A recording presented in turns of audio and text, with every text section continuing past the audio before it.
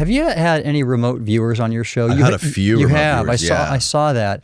Well, it turns out my wife is taking a course, and one of the original remote viewers is Paul Smith, and he was in the Army, and he did this work, I believe, for the CIA, and he has a book out. It's basically the guide to remote viewing, and this has been really interesting. Okay, so how does it work? Well, I don't know, but it works because if you read his book and some of the work by Joe McMoneagle, he's also, any of his interviews are really terrific because he lays it out there.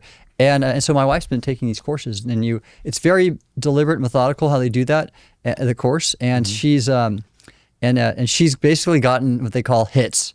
She's had the I mean, we're talking. What they do is they'll have a scene, and they'll give her coordinates, and they have a clear image. They have a picture from it, and then they teach her a protocol on how to basically channel, or for lack of a better word, where that is, what's there, and she's done this probably 7 or 8 times, and on almost every time she's gotten it right, and it's been these complex either buildings, landscapes, and she has described them. You can't make it up. And so it's been fun to watch because everybody has the ability.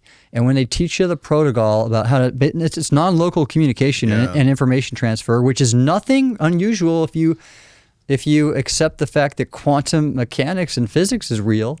Right. That's non-local communication and information transfer, that our minds have the same ability. And in fact, there was a guy named Alexander Wendt who wrote a book about this called Social Science and the Quantum Mind, I believe it's called. And he looks into this idea that we're basically wave functions. If you study quantum mechanics and the fact that an observer will collapse the wave function to the observer effect. Yeah. That's right, and that's what we are really.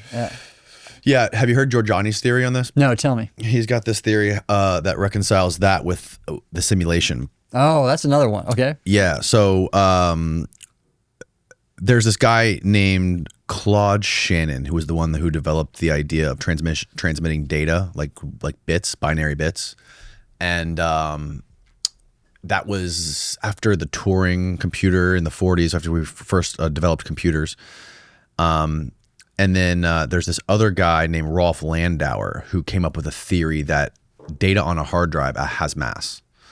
Yeah. So the way he reconciles, the way he explains that is using like the 2 laws of thermodynamics. One of them, that energy can never be created or destroyed, only transferred. And the other one is entropy always goes up in a closed system in our universe. Disorder, it always increases, hence like the heat death of the universe. So if you take those laws, that entropy always goes up, and that energy and mass are interconvertible, and energy is never created or destroyed, only transferred. If you have a blank hard drive, it's going to be all ones or all zeros before you encode data, before you store data on it. Then it becomes high entropy disorder, a chaotic mess of ones and zeros on that hard drive, right? So what happens if you erase 100 terabytes off of this hard drive? It goes from chaos, ones and zeros, to all zeros, all ones. The entropy goes down, which according to the laws of thermodynamics, it can't happen. That has to be transferred out of the hard drive. So if you do have all the data on the hard drive, it would be theoretically, according to Landauer, and you could weigh it. And if we had tools to weigh those hard drives, he thinks that all the hard drives across the face of the earth right now and all the server farms, all the data on every single hard drive would be like a kilogram right now. Oh boy. But like every year, the data storage goes up 25%. Now, if you add in exponential growth, like reaching the technological singularity, how much that's going to grow, it's going to be, we don't know what that's going to be. But if you keep it stable at 25% growth every year, he theorized in like 340 years, we're going to have the mass of the moon on the surface of the earth in data stored on hard drives, right? So, here's the crazy way. Here's where it gets crazy. If you crack open a hard drive, when it has all this data stored on it, you can't see anything. You can't see the mass. You can't see the data, right? So if the stuff on the hard drive is actually mass, and if you can weigh it, and it actually, is mass, and it's electromagnetically indetectable, he says, what other kind of mass do we know of that is not detectable electromagnetically? Dark matter. Because we looked at the spins of the galaxies, we looked at the center of the galaxy, the spin is the same as the outer rim of the galaxy when it should be faster on the inside. So they're saying that dark matter has mass, that's flattening the spin rate of all these galaxies. So he's saying if dark matter is the same thing as mass on a hard drive, that means mass, energy, and information are all interconvertible, not just mass and energy. Yeah. So that means dark matter is a computational cloud.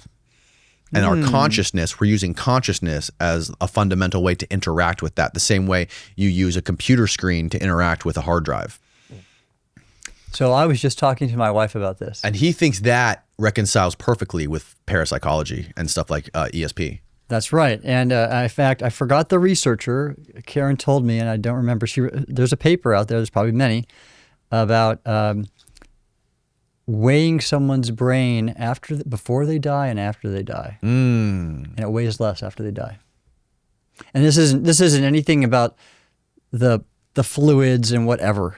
It's energy and mass are equivalent, and you have energy as a conscious entity, and that somehow that energy gets transferred somewhere, and you can measure it in the mass equivalent. Wow. Yes, and we haven't gotten into this part yet, but I'm 100% certain that human consciousness survives physical death. I don't have any doubt in my mind. Yeah. And I know this for a lot of reasons, and that have all sort of just a big series of events and things I've read, and I again, there's so much in other religions that embrace this, and so this is again like UAP. People think this is so fantastic in the mainstream media and the mainstream science world, where almost every civilization has embraced it. Yeah. And we're only now coming back to that. Yeah. And this is all being studied. Bigelow studied it. And then there's the University of Virginia's Division of Perceptual Studies, DOPS. I think that's the right name of it. This is what they do. They have scientists that are dedicated to studying this whole phenomena, which is really fascinating. And again, I have actual proof. I know we had a life experience that caused us to come into contact with a number of mediums, and they are all so accurate that you can't make it up. You can't accidentally arrive at the things they know. In fact, I know several of them, and they're not charlatans. They're not doing this to make money. They have a gift. They could connect to that. And there's a weird interplay, again, with NHI, and I don't know how that fits, but it's and in fact, Jacques Vallée in the Invisible College talks about this parapsychological, paranormal element of UAP. Yeah. I don't understand it all yet, but I know what I've seen, and yes. There's definitely something there, and the simulation aspect to it. If you look at the observer effect, and you say that when the wave function collapses, only when you're collapses and you see things only when you're observing them, do they actually happen? I mean, that makes perfect sense in a video game because it's conserving processing power. When you're in one room in a video game, the outside of it is not being rendered until you actually go there, right? And that also works perfectly with Sheldrake's morphic resonance, right? If one problem is solved in one part of the world, like if one person breaks a world record in France, there are going to be 5 more people breaking that same world record in the next couple years somewhere else.